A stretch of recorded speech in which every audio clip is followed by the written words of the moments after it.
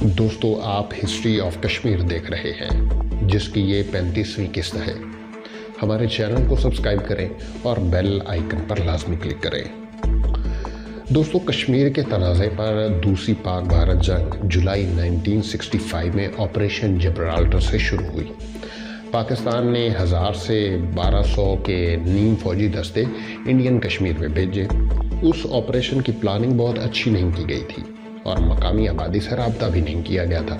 اس وقت تک پاکستان اور انڈیا دونوں کے توقع کے خلاف کشمیری بڑی حد تک پرو انڈیا تھے۔ پاکستان انڈیا باقاعدہ جنگ اگست کے آخر تک شروع ہو گئی۔ پاکستان نے اس پر پہل کیوں کی، اس کو اندازوں کی غلطی کہا جا سکتا ہے۔ پہلی بات تو یہ کہ پاکستان کا خیال تھا کہ چین کی جنگ کی شکست نے انڈین آرمی کو کمزور کر دیا ہے۔ دوسرا یہ کہ سری نگر میں 1963 کے آخر میں گڑبڑ شروع ہو گئی تھی۔ اس کی وجہ حضرت بل سے منہ مبارک کی گمشدگی تھی۔ انڈیا انٹیلیجنس بیورو نے ان کو جنوری 1964 کو ڈھونڈ لیا اور مذہبی رہنماؤں کی طرف سے اس کے اصل ہونے کی تصدیق ہو جانے کے بعد یہ مظاہرے بھی ختم ہو گئے۔ تیسرا یہ کہ نہرو کی 27 مئی 1964 کو وفات کے بعد پاکستان کا خیال تھا کہ لال بہادر شاستری نہرو کے برعکس کشمیر میں اتنی دلچسپی نہیں رکھتے کہ یہاں پر جنگ چھیڑ دیں گے۔ چوتھا یہ کہ پاکستان کو امریکہ سے ہتھیار ملے تھے جن میں پیٹن ٹینک بھی تھے۔ اپریل 1965 میں رن آف کچھ میں ہونے والے جھڑپوں کے بعد پاکستان فوج کا خیال تھا کہ ان کے پاس ہتھیار انڈیا سے بہتر ہے۔ پانچواں یہ کہ پاکستان کا خیال تھا کہ کشمیریوں کی بھاری اکثریت پرو پاکستان ہے۔ یہ وجوہات تھی جس کی بنا پر پاکستان کا خیال تھا کہ آپریشن کامیاب ہوگا اور اس وجہ سے جولائی 1965 میں لائن آف کنٹرول پر ہونے والی بھالی گولہ باری آپریشن جبرالٹر کا آغاز تھی۔ اسی پلان کے تحت پاکستان کی باقاعدہ آرمی نے اگست کے آخر میں آپریشن شروع کیا جو آپریشن گرینڈ سلام تھا۔ اس کا مقصد انڈین جموں کشمیر حاصل کرنا تھا۔ پاکستان نے ابتدا میں بڑا علاقہ حاصل کر لیا جس میں چھم ڈسٹرکٹ شامل تھا۔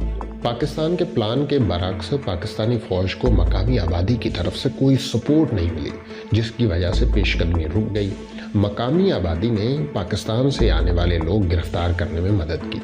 ایک اور بڑا اندازہ اس وقت غلط ثابت ہوا جب چین نے عالمی دباؤ کی وجہ سے انڈیا کے خلاف دوسرا محاذ کھولنے سے انکار کر دیا۔ انڈیا نے 6 ستمبر کو غیر متوقع طور پر جموں میں پاکستانی فورس کی بجائے سیالکوٹ اور لاہور پر حملہ کر دیا۔ جنگ بندی 22 ستمبر کو ہو گئی۔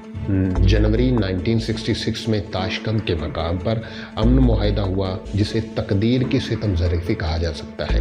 یہی شہر تھا جہاں سے روس نے برٹش انڈیا کے خلاف گریٹ گیم پلان کی۔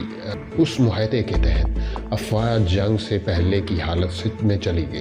اس معاہدے کو دونوں ممالک سے تنقید کا نشانہ بنایا گیا۔ یہ جنگ بے نتیجہ رہی۔ اس کے سائیڈ ایفیکٹ ہوئے۔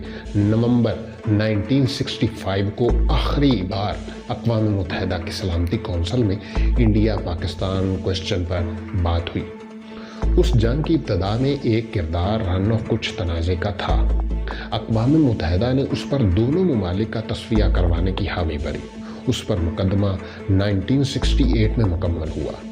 اقوام متحدہ نے اس علاقے کا 10% پاکستان کو دے دیا۔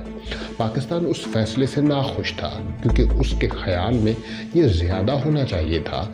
انڈیا اس فیصلے سے ناخوش تھا کیونکہ اس کے خیال میں یہ تمام علاقہ اس کا تھا کیونکہ کچھ کے حکمران نے انڈیا سے الحاق کیا تھا۔ انڈیا کو سفارتی ناکامی ہوئی تھی کہ اس کی کوششوں کے باوجود پاکستان کے 1965 کے ایکشنز پر مذمت نہیں کی گئی۔ اس کے بعد سے انڈیا میں اقوام متحدہ کے بارے میں خاصے منفی خیالات پائے جاتے ہیں۔ تیسری پاکستان بھارت جنگ 1971 میں ہوئی۔ یہ کشمیر پر نہیں تھی۔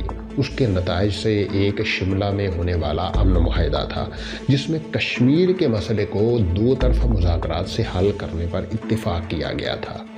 इंडिया के नुक्ता नज़र से 1972 के शिमला मुआहदे के बाद अक़वाम मुत्तहिदा में इंडिया पाकिस्तान क्वेश्चन का मामला ख़त्म हो गया।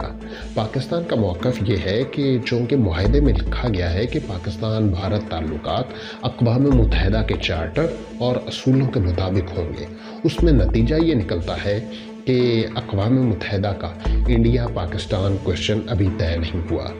इस जंग का दूसरा अहम नतीजा ये निकला कि इस्लामाबाद और आज़ाद कश्मीर के शहर रावलाकोट के दरमियान कोहटा के मकाम पर पाकिस्तान ने न्यूक्लियर हथियार हासिल करने का प्रोजेक्ट शुरू किया। इसके अलावा 1982 में पाकिस्तान ने नक्शे में शुमाली इलाका जात को कश्मीर के नक्शे से निकाल दिया।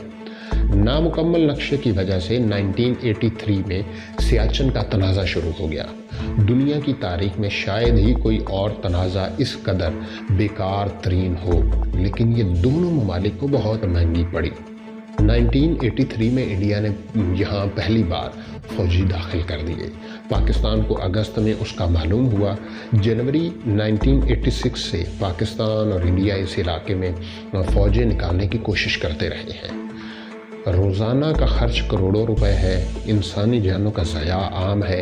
ये एक गैर इंसानी जंग है जो यहाँ के फ़ौजियों के लिए ज़्यादती है। यहाँ जंग तो नहीं की जा रही, लेकिन सियाचिन तनाज़ा ये बताता है कि पाक भारत ताल्लुकात में एक दूसरे पर भरोसों की किस कदर कमी है और ये कि पाकिस्तान और भारत मामलात हल करने की अहलियत नहीं रखते, खा उसकी खुद ही कितनी भारी कीमत चुकाना पड़े। इस ग्लेशियर को हम एक लिटमस टेस्ट कह सकते हैं। अगर नई दिल्ली और इस्लामाबाद एक दूसरे पर अदम एतमाद पर काबू पाकर ये तनाज़ा तय कर सकते हैं तो फिर ही ये तवक्को की जा सकती है कि अहम मामलात पर पेशरफ्त कर सके। मई 1998 में इंडिया ने राजस्थान में पोखरान के इलाके में 5 न्यूक्लियाई टेस्ट किए। उससे कुछ रोज़ बाद पाकिस्तान ने चागी के मकाम पर 6 टेस्ट किए, जिसके बाद ये दोनों ममालिक एलानिया न्यूक्लियाई ताकत बन गए। अगरचे इंडिया और पाकिस्तान दोनों ज़िम्मेदार ममालिक हैं और कोई तवक्को नहीं रखता कि उनको कभी इस्तेमाल किया जाएगा, लेकिन कश्मीर में इस हवाले से एक खौफ मौजूद है। कई कश्मीरी ऐसा समझते हैं कि अगर कभी न्यूक्लियर हथियार इस्तेमाल किया गया तो वादी कश्मीर में होगा, क्योंकि एक तो ये कि पाकिस्तान और इंडिया अपनी अना और तनाज़े में हमेशा से कश्मीरियों का खून बहाता आया है, और दूसरा ये कि बुलंद पहाड़ों में घिरी वादी एक बेसन का काम करती है जिससे न्यूक्लियर हथियार के मुज़र असरात उन ममालिक तक नहीं फैलेंगे। ये तासुर दुरुस्त नहीं, लेकिन कश्मीरियों में आम है। मई 1999 में कारगिल के इलाके पर 150 किलोमीटर की लाइन ऑफ कंट्रोल में पाकिस्तान ने ऑपरेशन किया। अगरचे पाकिस्तान उसका इनकार करता है, लेकिन उसमें नॉर्दर्न लाइन इन्फेंट्री ने हिस्सा लिया था। दरअसल कारगिल का इलाका दुनिया के सर्द तरीन मकामात से एक है।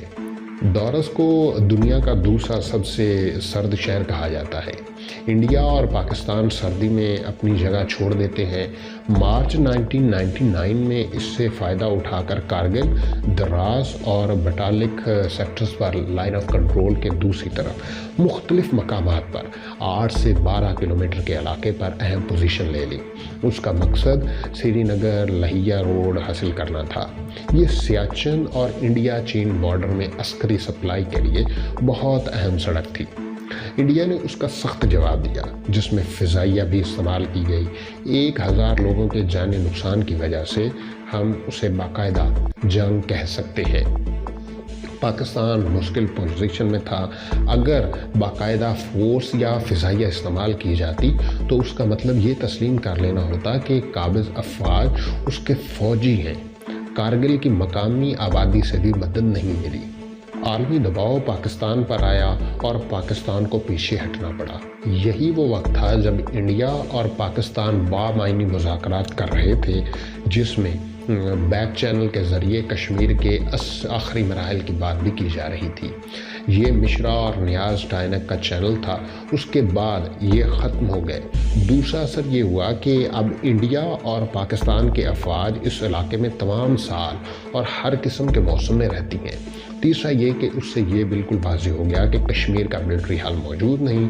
चौथा ये कि न्यूक्लियर हथियार होने के बावजूद पाकिस्तान और इंडिया रवायती जंग लड़ सकते हैं।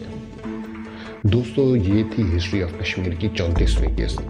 हिस्ट्री ऑफ कश्मीर अभी जारी है। अगली वीडियो के लिए हमारे चैनल को सब्सक्राइब करें और बेल आइकन पर लाजमी क्लिक करें।